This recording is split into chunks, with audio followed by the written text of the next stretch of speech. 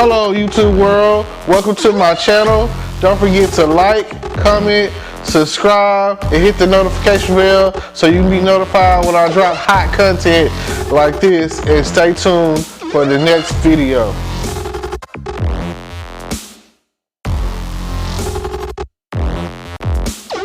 Hello podcast world, welcome to my channel. Today I'm here coming at you talking about the episode I just watched on FBI Most Wanted. It's another one of Twicth's shows, and basically the episode was very intense, and that's why I wanted to talk about it. It was about a mall shooting, a very organized terroristic mall shooting. I think it was about 4 or 5 guys. They basically came in armored up with assault rifles, and they had all the exits to the mall set with like C4 explosives, and they were just going through, like, it didn't matter who you were or whatever. They were just going through and mowing you down, you know what I'm saying? They were going from store to store shooting everyone. And fortunately enough,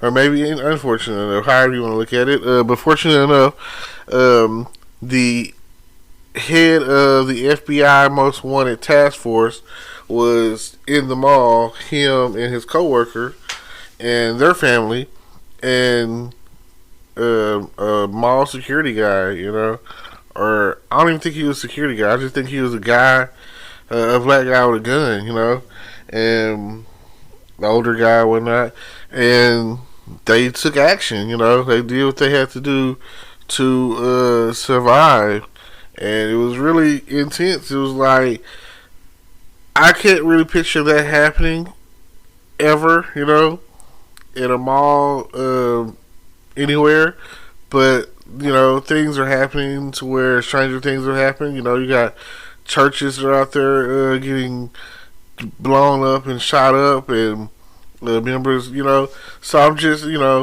I was thinking about this the other day, and the thing I was thinking about, like, we all go shopping places, Walmart and Kroger's and Target and Sam's and so forth, and just imagine going in there one day, and I know that a couple of years ago they already had like a thing that happened in Walmart's parking lot, or something relative to that, where there was like a shooting at Walmart, and the world is becoming more and more a scary place, and I just, I pray for everyone's safety, and I pray that everything is okay, that everyone's family is okay, and that that we've all survived, and we're surviving the pandemic of 2020 to 2021, or 2019 or whatever is when it first came on the scene. So we're going into 2 years of dealing with COVID and the Delta variant, and now it's at the point where it's got to the point where it's the Omicron variant. It sounds like so unrealistic. It sounds like something that you would see in a movie, and something that you say to yourself, like, oh, that could never happen, or I can't really picture that happening. Now it's at the point where COVID is such a real deal that the mask will never go away. That will always be a thing. And there was a point in time where you could have went in the store with a mask on, and they were like, take your mask off, but that's not the case now. We're at the point where they want you to mask up. So it's just strange times that we're going through and what we're dealing with compared to how we grew up. There was a point in time where neighborhoods were safe, and kids were safe, and children were safe or whatever, and people didn't even lock their doors. I know some people, some older families, whatever, who still, like, they live in the country, whatever, who still don't really lock their doors, who live, like, they leave their front door just wide open, and expect no expectation of any issues or whatever. But I mean, hey, they also believe in their Second Amendment right to bear arms. So they're it's crazy. So just think about that. And I know I'm here, I'm in Texas, and it's at the point where it's open season. Everyone has a gun. Like, they don't care anymore. They're like, hey, if you need to protect yourself, stand your ground, so you feel like you're in fear of your life or whatever, guns, guns, guns. It is probably the most lenient gun state ever. I know in the South it definitely is. Everyone's got a rifle. Everyone's out hunting and shooting deer and if it calls for it, shooting people.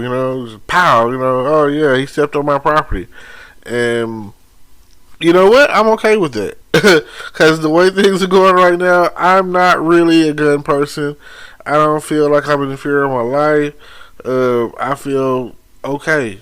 But there have been some incidents where I'll be like, if I had a gun, because just the other day, it seems like in my city right now, there is a murder investigation going on each month from the hands of people, teenagers, you know what I'm saying? Young adults, especially young male adults, in the black community, really, I'd say this is what's going on in the culture right now. And it's like high school, maybe even down to middle school right now, into like your early 20s, and maybe even mid 20s.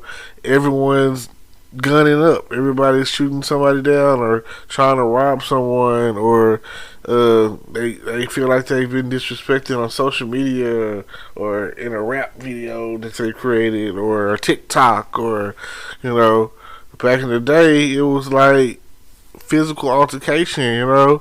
If someone stepped on your shoe, they would fight, and that's a little bit more understandable than sticks and stones. You know what I'm saying? Like, nowadays, I understand the concept back in the day where, if you talked about somebody's mama, you know what I'm saying, that was your ass.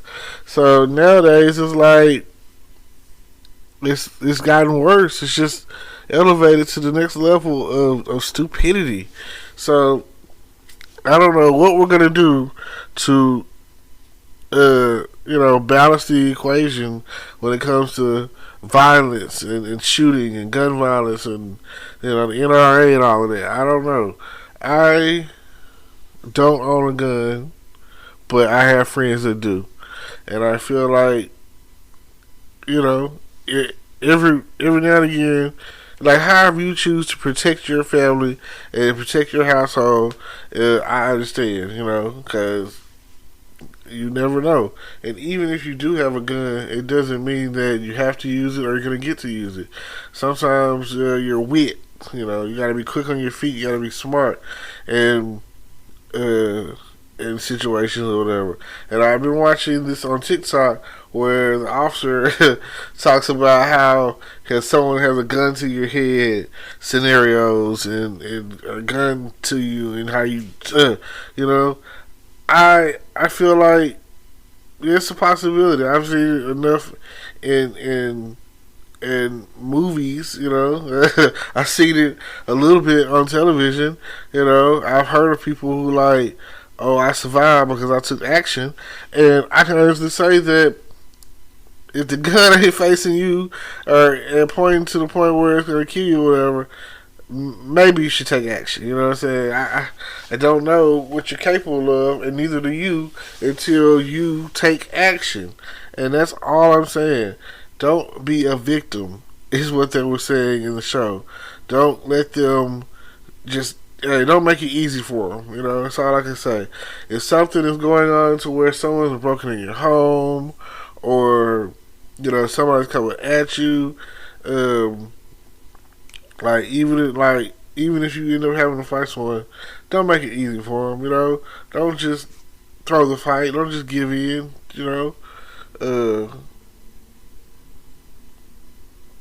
Just do what you gotta do. Stand your ground. Don't be a victim. And I love it.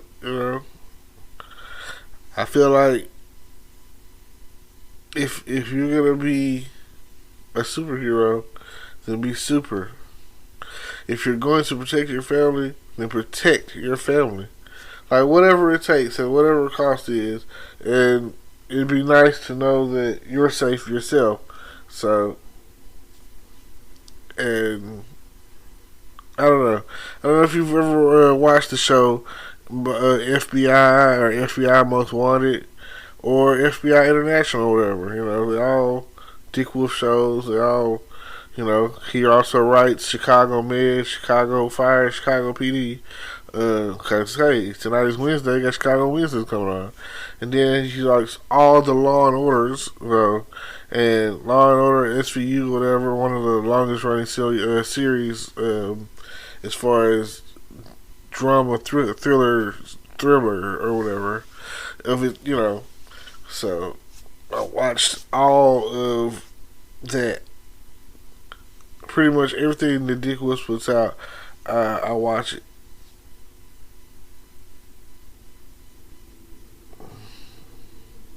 Yep. So I appreciate the message that you try to put out in your stories. And I appreciate that. I appreciate the way that you depict things or whatever in your shows. What I'm saying, your writings or whatever, and the way things come out. I don't know. I watch them and I feel like if if the situation where if I were in that situation, what would I do? How will I handle it? What's the next step for me? What do I do? And it's kind of like a ding ding ding. You know what I'm saying? You've seen this before on television. This is what you're supposed to do, or this might work, or whatever. So yeah. Thank y'all for listening. Thank y'all for tuning in. Don't forget to like, comment, subscribe. Don't forget to check out my YouTube page. All of that. And, everything. So, I appreciate y'all for every time that you click on something that's pertaining to me. I appreciate y'all. And thank you.